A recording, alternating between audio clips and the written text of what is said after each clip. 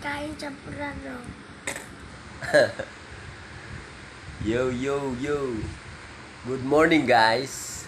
Sana maganda ang inyong umaga at huwag nating gawing komplikado.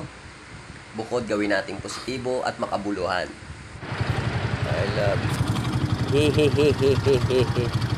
Nandito tayo ngayon sa Marikina River. Tira. Hiring ulit sa Soler. Ayan. Ayan o, Soler, guys. Oh. Daming pila ngayon. Ako, taga-tanaw lang sa kanila. Yan o, guys. Oh. Kalang. Yan o. Nagpabili yung boss ko ng gagamba. Pagbalik ko sa opisina namin, maglalaban-laban sila. Si Elvis kasi nagdala ng gagamba eh. Yan tuloy. Napaibig yung boss namin na bumili ng gagamba.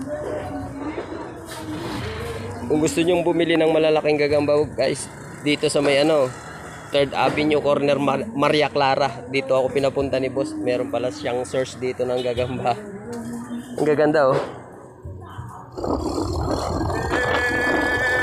Bumabacking yung cellphone! Bumabacking yung cellphone!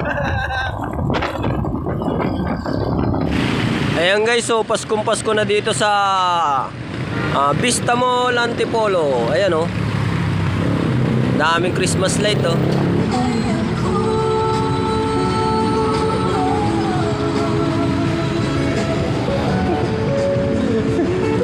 Yan, ito ang Pasig River. Yan ang Ortigas sa gabi.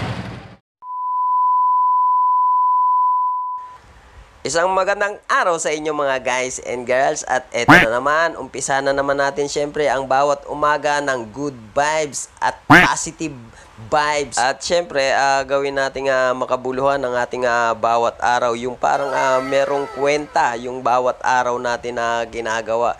At ito na naman syempre, gumising tayo ng masaya at maaliwalas ang ating pakiramdam. At awa ng Diyos ay pagaling na ang aking sipon at gumaganda-ganda na rin ang aking boses at nagkakaroon na rin ako ng maayos na pakiramdam. At ayan, ang anak ko kung makikita nyo ay nag-aalmusal kaming dalawa. Siya ay champurado at ako naman ay pansit.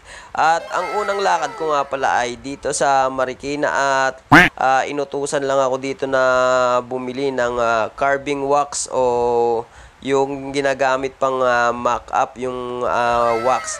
At tumambay muna ako saglit dito sa may Marikina River Park o yung Marikina River Bank na tinatawag, yung parang pasyalan dito sa Marikina. Yung pinakita ko dati na halos lumubog itong kinatatayuan ko na to ay dati ay abot ito ng tubig nung kasagsagan nung may bagyo at yung puro ulan nung buong araw. Ito yung lubog.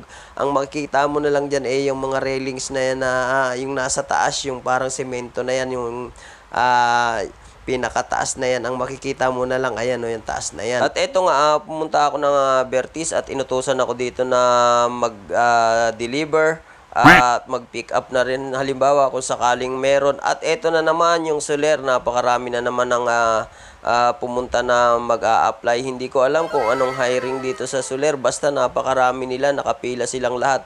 At hindi ko rin alam kung saan ang kanilang agency, ba dumadami sila bigla dito na nakapila o baka interview na lang ito.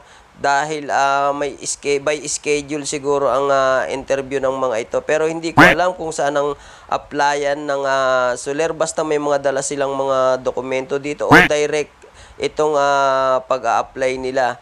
At ito nga, i-deliver ko na yung aking dala-dala at iaabot ko na sa kanilang front desk. At ayan, tinanggap na nila at tayo alis na agad at mayroon pa tayong susunod na lakad sa may Holy Spirit kung saan ako yung natatandaan nyo kung saan ako sumama yung tiyan ko at ako'y inabot ng tawag ng kalikasan. At ito nga ang sabi sa akin ng pinaka dental clinic sa guard na lang ipa-receive. At may kukuhain nga rin pala ako dyan na case o unit para ipagawa naman. At ayan na nga, kinuha ko na yung pinaka-case nila at ako'y Ako'y tinanong nung guard na, ikaw ba si Pogi? Ang tanong niya sa akin. Sabi ko po, hindi ako Pogi. Pangit po ako. Ikaw yun si Pogi, di ba yung nagpipick up dito? Hindi ko po alam kung sino yung sinasabi nyo. Basta pangit po ako. Ang sabi ko naman, nagpapahumble syempre. At syempre, kinikilig na rin ako sa sinabi ni Kuya dahil Pogi daw ako. Minsan lang ako masabihan ng Pogi At syempre, kumbaga palakpak tenga ako dyan. Sabi, baka iba kasi yung sinasabi ni Kuya na Pogi na nag-pick up dun. Pero ako lang naman ang nagpipick up dun Kaya tuwan-tuwa ako. At eto, pumunta ako sa may Caloocan, sa may 3rd Avenue, corner Maria Clara. Yan. Pinabili pala ako ng boss ko dito ng gagamba. Kasi nga, si Elvis ay nagdala ng gagamba galing Pangasinan. Ngayon, nakita ng boss ko na pinaglalaban-laban namin yung gagambang daladala ni Elvis. Ngayon, yung boss pala namin talagang mahilig din sa gagamba. Kaya nagdala si Elvis para ipakita sa boss namin. At ang sabi ng boss namin, wala yan, ang liliit naman ang gagamba nyo. Kaya natalo nyo yung isang katrabaho namin. Naglaban kasi sila, pustahan sa gagamba. Ngayon, natalo nila Elvis yung isang katrabaho namin. Dahil yun nga, underdog na underdog yung gagamba. At ito nga, naibigan ng boss ko na magpabili ng 10 piraso. At hindi basta-basta ang presyo nito guys dahil malalaki. 100 pesos ang kada isa nito ang pagkakabili ko. Bali 10 piraso ang pinabili sa akin dyan ng boss ko. At yun nga, hindi naman masama na bumalik minsan sa pagkabata at para mawala rin ang stress namin sa trabaho. Minsan ganyan yung ginagawa namin. Minsan nagbabasketball kami. At ito na nga, sa Santa Lucia naman ang aking destinasyon. At hindi ko na mabilang kung pang ilakad ko na to. At ang susunod dito ay ang huli kong lakad pero malayo-layo. At pupunta ako nito sa Antipolo. At eto na nga, nung pagbigay ko sa kanila ay meron akong pinirmahan na dito na logbook na katunayan dinideliver ko yung kanilang case. At eto na nga guys, nasa part na ako ng Antipolo. At ito ay ang Sumulong Highway dahil mas malapit ito sa pinanggalingan ko dahil galing ako sa sa Santa Lucia sa may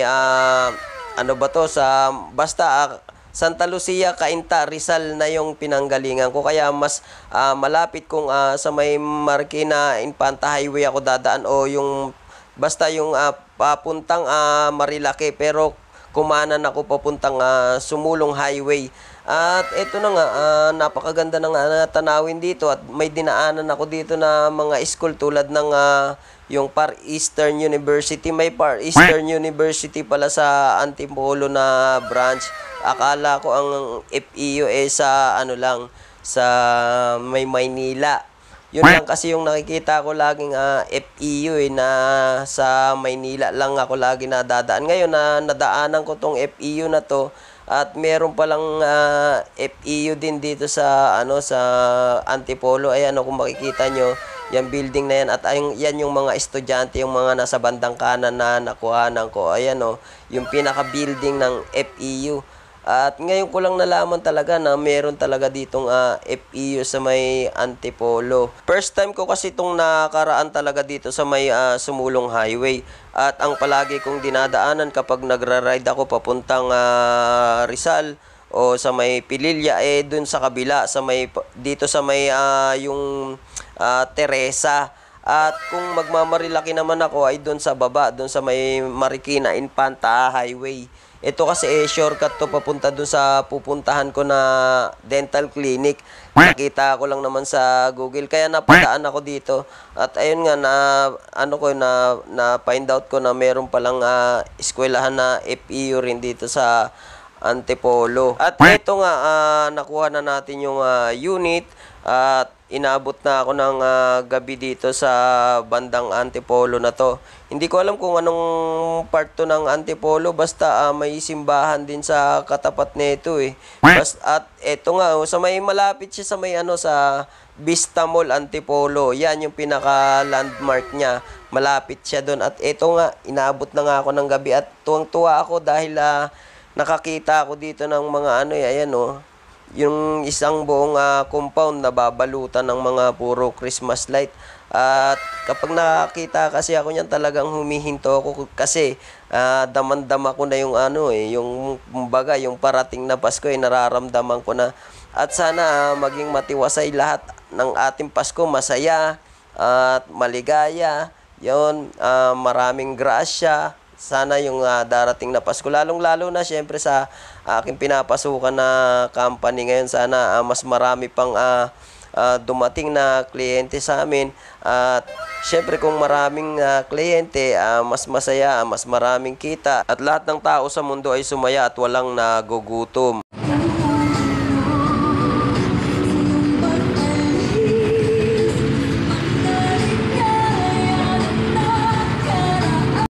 At ayan, habang nakikihi ako sa may Shell, nakita ko ang isang LGBT member o isang bakla o gay na meron siyang daladalang speaker at nagsa-sound trip siya dito. At sinasabayan niya syempre yung kanta, yung feel na feel niya ba, yung pinakakanta. At kung gusto nyo naman siyang puntahan, dito lang rin siya malapit sa Vista Mall sa Antipolo. Ito yung unang Shell na makikita nyo papuntang Vista Mall sa Antipolo. At labanan nyo siya ng sayawan at hindi niya kayo uurungan. At ito na nga, malapit na namang matapos yung aking video. At nandito ako ngayon, ang huling aking video ay dito sa may Pasig, sa may Rosario. At yung nakikita nyong mga building ay sa may Ortigas yan, yung may mga pailaw. Siyempre yun nga, kapag may mga pailaw na ganito ay hinihintuan ko talaga at kinukuhanan ko ng video. At yun nga, nararamdaman ko na yung yung kapaskuhan kapag ganito eh. At muli ay nagpapasalamat ako sa inyong lahat, sa mga nanonood sa akin, sa mga sumusuporta at mga nagsishare ng aking video. Maraming salamat po. At hanggang dito na lang ang aking video at nagpapaalam. Barako ng South. Bye-bye!